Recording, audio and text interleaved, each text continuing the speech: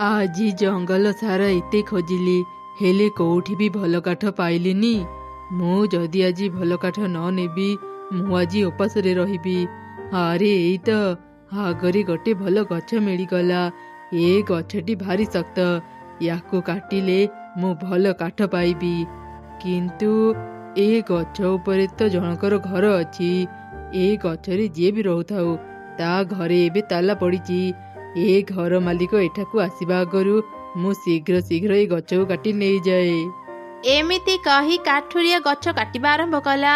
ସେତେବେଳେ ଚଢ଼େଇର ଦୁଇ ଛୁଆ ସେଠାକୁ ଆସିଲେ। କଣ ଦିଦି, ମା ଏବେ ଘରେ ନାହାନ୍ତି। ଆମେ ଖେଳିବା ପାଇଁ କିଛି ସମୟ ବାହାରକୁ ଯାଇଥିଲେ। ସେଇ ଭିତରେ ଅଙ୍କଲ ଆସି ଆମ ଘର ଥିବା ଗଛ କାଟୁଛନ୍ତି। ଚାଲ ଭଉଣୀ, ତାଙ୍କୁ ଶୀଘ୍ର ଅଟକାଇବା, ନହେଲେ ଗଛ ସହ ଆମ ଘର ବି ଭାଙ୍ଗିଯିବ।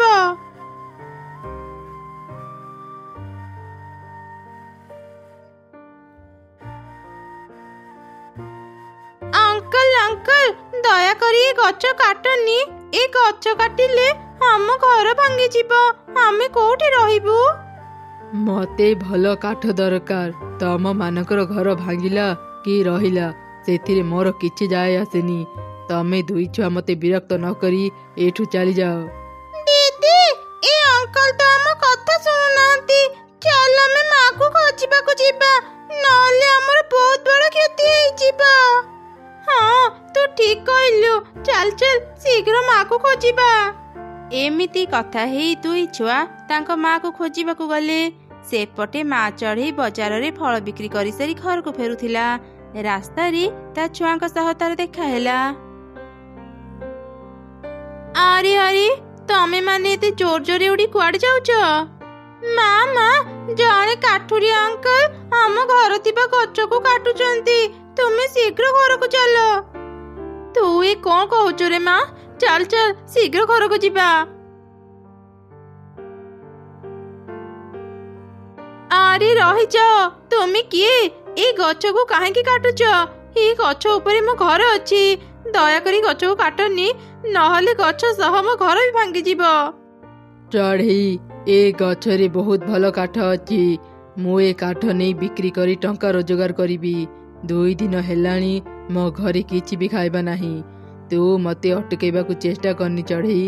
ତୁ ଆଉ ଏକ ଭଲ ଗଛ ଦେଖି ସେଠି ଘର ତିଆରି କରିନେ। ମୁଁ ଏତେ ଶୀଘ୍ର ଘର ତିଆରି କରି ପାରିବିନି। ତୁମକୁ ଟଙ୍କା ଦରକାର ତ? ମୋ ପାଖରେ କିଛି ଟଙ୍କା ଅଛି, ଏସବୁ ନେଇଯାଅ। ତଥାପି ଗଛକୁ କାଟନି। ଆଚ୍ଛା ଠିକ ଅଛି, ତୁ ମତେ ସେ ଟଙ୍କା ଦେ। ମୁଁ ଏ ଗଛକୁ ଆଉ କାଟିବିନି। ଏମିତି କହି କାଠୁରିଆ ଚଢ଼େଇ ସେ ଟଙ୍କା ନେଇ ସେଠାରୁ ଚାଲିଗଲା। ମା, ସେ କାଠୁରିଆ ଚଢ଼େଇ ତ ତୁମର ସବୁ ଟଙ୍କା ନେଇଗଲେ। ଏବେ କଣ ଆମେ ଉପାସରେ ରହିବା? ନା ରେ ମା, ମୁଁ ବଞ୍ଚି ଥାଉ ଥାଉ ତମ ମାନଙ୍କୁ କେବେ ଉପାସରେ ରହିବାକୁ ଦେବିନି। ତମେ ମାନେ ଘରେ ଥାଅ, ମୁଁ କିଛି କାମ ଖୋଜିକି ଆସୁଛି।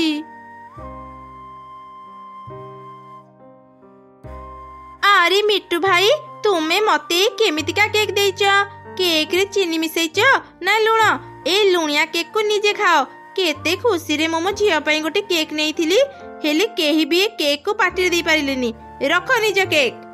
ସେ ଚଢ଼େଇ ରାଗି ଯାଇ ମିଟୁ ଦୋକାନ ସାମ୍ନାରେ କେକ୍ କୁ ଫିଙ୍ଗି ଚାଲିଗଲା। ମିଟୁ ଗୋଟେ କେକ୍ ଦୋକାନ ଦେଇଥିଲା। ସେ ଦୋକାନରେ କାଉ କାମ କରୁଥିଲା। କାଉ, ଏସବୁ କଣ? ଭାରି ତ ବଡ ବଡ କଥା କହୁଥିଲୁ। ତୁ ବହୁତ ଭଲ କେକ୍ ତିଆରି କରିପାରୁ। ମୁଁ ଜାଣିନି ସେ କେକ୍ କେମିତି ଖରାପ ହେଇଗଲା। ମୁଁ ତ ବଢିଆ କେକ୍ ତିଆରି କରିଥିଲି। ଥାଉ, ମୁଁ ତୋର ଆଉ କିଛି କଥା ଶୁଣିବାକୁ ଚାହୁଁନି। ତତେ ଯଦି ମୁଁ ମୋ ଦୋକାନରେ ରଖିବି, ମୋ ଦୋକାନ ଖୁବ୍ ଶୀଘ୍ର ବନ୍ଦ ହେଇଯିବ। ଏବେ କୋଉଠି ଯେ ମୁଁ ଭଲ କେକ୍ ତିଆରି କରୁଥିବା ଗୋଟେ ଚଢ଼େଇକୁ ପାଇବି?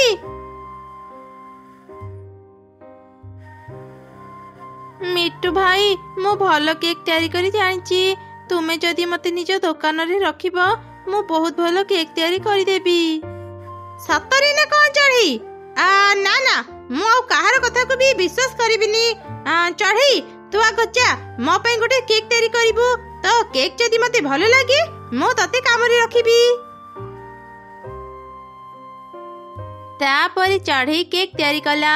ମିଟୁ ଯେତେବେଳେ ସେ କେକ୍ ଖାଇଲା, ତାକୁ ସେ କେକ୍ ବହୁତ ଭଲ ଲାଗିଲା। ସତରେ ଚଢ଼େଇ, ତୁ ବହୁତ ଭଲ କେକ୍ ତିଆରି କରିଛୁ। ଆଜିଠୁ ତୁ ମୋ ଦୋକାନରେ ରହି କେକ୍ ତିଆରି କର। କାଉ, ତୁ ଆଉ କିଛି କାମ ଖୋଜିନେ, ମୁଁ ତତେ ଆଉ ମୋ ଦୋକାନରେ ରଖିପାରିବିନି।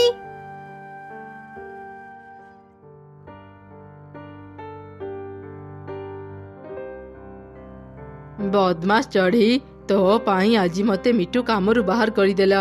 ତୁ ନ ଆସିଥିଲେ ମିଟୁ କେବେ ବି ମୋଠୁ କାମ ଛଡେଇ ନେଇ ନଥାନ୍ତା। ମୁଁ ତତେ ଛାଡ଼ିବିନି। ମୁଁ ମୋ ଅପମାନର ପ୍ରତିଶୋଧ ନେଇକି ରହିବି। ଏମିତି ରାଗିକି କାଉ ସେଠାରୁ ଚାଲିଗଲା। ଚଢ଼େଇ ମିଟୁ ଦୋକାନରେ କେକ୍ ତିଆରି କଲା। ରାତି ହେବା ପରେ ସେ ତା ପାରିଶ୍ରମିକ ନେଇ ଘରକୁ ଗଲା ଆଉ ତାର ଛୁଆଙ୍କୁ ସବୁ ଘଟଣା କହିଲା। ସେତେବେଳେ କାଉ କିଛି ମିଠା ନେଇ ତା ଘରକୁ ଆସିଲା। କାଉ ଭାଇ, ତୁମେ ଏତେ ରାତିରେ ମୋ ଘରକୁ ଆସିଲେ ଯେ କିଛି କାମ ଥିଲା କି? ହଁ ଚଢ଼େଇ, ମୁଁ ଆଜି ବହୁତ ଖୁସି। ମୁଁ ଗୋଟେ ଚକୋଲେଟ ଫ୍ୟାକ୍ଟ୍ରିରେ କାମ ପାଇଲି। ତୁ ମିଟୁ ଭାଇର କେକ୍ ଦୋକାନକୁ ଆସିଲୁ ବୋଲି ମୋ କାମ ଚାଲିଗଲା ଆଉ ମୁଁ ଗୋଟେ ଭଲ ଜାଗାରେ କାମ ପାଇଲି। ସେଇ ଖୁସିରେ ମୁଁ ମିଠା ଆଣିଦେଇଛି। ଏଇ ନେ, ଏବେ ମୁଁ ଅନ୍ୟମାନଙ୍କୁ ବି ମିଠା ଦେଇ ଆସେ। ଏମିତି କହି କାଉ ସେଠାରୁ ଚାଲିଗଲା। ଚଢ଼େଇ ଆଉ କିଛି ବେଶୀ ନ ଭାବି ତା ଛୁଆଙ୍କ ସହ ସେ ମିଠା ଖାଇ ଶୋଇ ପଡ଼ିଲା। କାଉ ସେ ମିଠାରେ ନିଦ ଔଷଧ ମିଶେଇଥିଲା। ଚଢ଼େଇ ଆଉ ତାର ଛୁଆ ଶୋଇଯିବା ପରେ କାଉ ପୁଣି ଥରେ ତାଙ୍କ ଘରକୁ ଆସିଲା। ହା ହା ହା, ଚଢ଼େଇ ଏବେ ଶୋଇ ପଡ଼ିଛି। ଏଇ ସୁଯୋଗରେ ମୁଁ ତାକୁ ହିଂସ୍ର ଜନ୍ତୁଙ୍କ ପାଖକୁ ନେଇଯାଏ। ଏମିତି କାଉ ଚଢ଼େଇକୁ ଗୋଟେ ପିଞ୍ଜରାରେ ରଖି ଜଙ୍ଗଲର ବହୁତ ଭିତରକୁ ଗଲା ଆଉ ଗୋଟେ ହିଂସ୍ର ଜନ୍ତୁର ଗୁମ୍ଫା ସାମ୍ନାରେ ରଖିଦେଲା।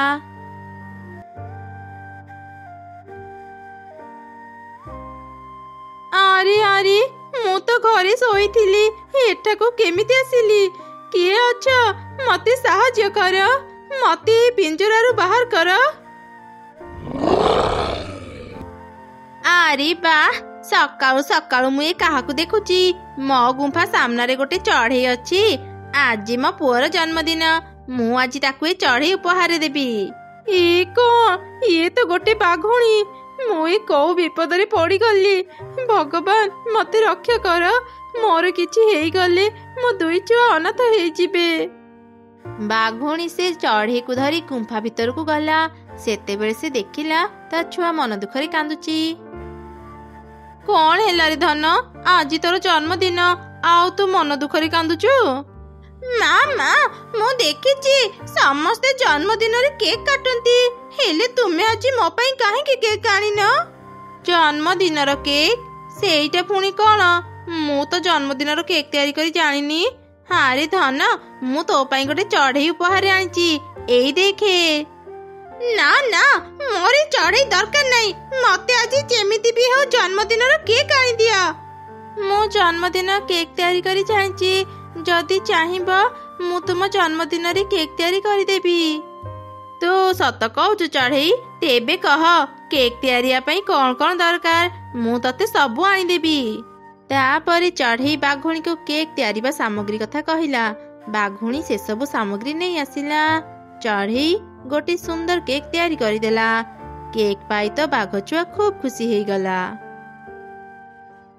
ଚଢ଼େଇ ପାଇଁ ଆଜି ମୋ ପୁଅ ଅନେକ ଖୁସି ହେଲା। ଆରେ ଚଢ଼େଇ, ମୁଁ ତତେ ଆଉ ମାରିବିନି। ତୁ ଏବେ ଘରକୁ ଯା। ତତେ ବହୁତ ବହୁତ ଧନ୍ୟବାଦ। ହଁ ମା, ଠିକ କହିଲ। ଏ ଚଢ଼େଇ ଆଣ୍ଟି ବହୁତ ଭଲ। ପ୍ରତିବର୍ଷ ମୋ ଜନ୍ମଦିନରେ ମୁଁ ଏ ଚଢ଼େଇ ଆଣ୍ଟିଙ୍କ ପାଖରୁ କେକ୍ ଆଣିବି। ହଁ, ଠିକ ଅଛି। ପ୍ରତିବର୍ଷ ତୁମ ଜନ୍ମଦିନରେ ମୁଁ ଗୋଟେ ବଡ଼ କେକ୍ ତୁମ ପାଇଁ ଆଣିଦେବି। ଆରେ ଚଢ଼େଇ, ତୁ ଆଜି ମୋ ପୁଅକୁ ଖୁସି କରି ମୋ ଉପରେ ବହୁତ ବଡ଼ ଉପକାର କରିଛୁ। ତୁ ଟିକେ ଅପେକ୍ଷା କର, ମୁଁ ଏବେ ତୋ ପାଇଁ କିଛି ଆଣିଦେଉଛି। ଚଢ଼େଇ, ଏଇ ନେ, ଏଇଟା ଗୋଟେ ଯାଦୁର ଆଇନା। ମୁଁ ଏ ଆଇନାକୁ ତତେ ଉପହାର ଦେଉଛି। ତୁ ଯାହା ବି ଚାହିଁବୁ ଏ ଆଇନାରେ ଦେଖିପାରିବୁ। ଚଢ଼େଇ ବାଘୁଣୀକୁ ଧନ୍ୟବାଦ ଜଣେଇ ସେ ଆଇନା ନେଇ ସେଠାରୁ ଚାଲିଗଲା। ଗଲାବେଳେ ସେ ମନରେ ଚିନ୍ତା କଲା, ମୁଁ ତ ଆପେ ଆପେ ଏଠାକୁ ଆସିନଥିଲି। ନିଶ୍ଚୟ ମତେ କେହି ଏଠାକୁ ଆଣିଥିଲା। ମୁଁ ଏବେ ଯାଦୁର ଆଇନାରେ ଦେଖେ କିଏ ମୋ ସହ ଏମିତି କରିଥିଲା।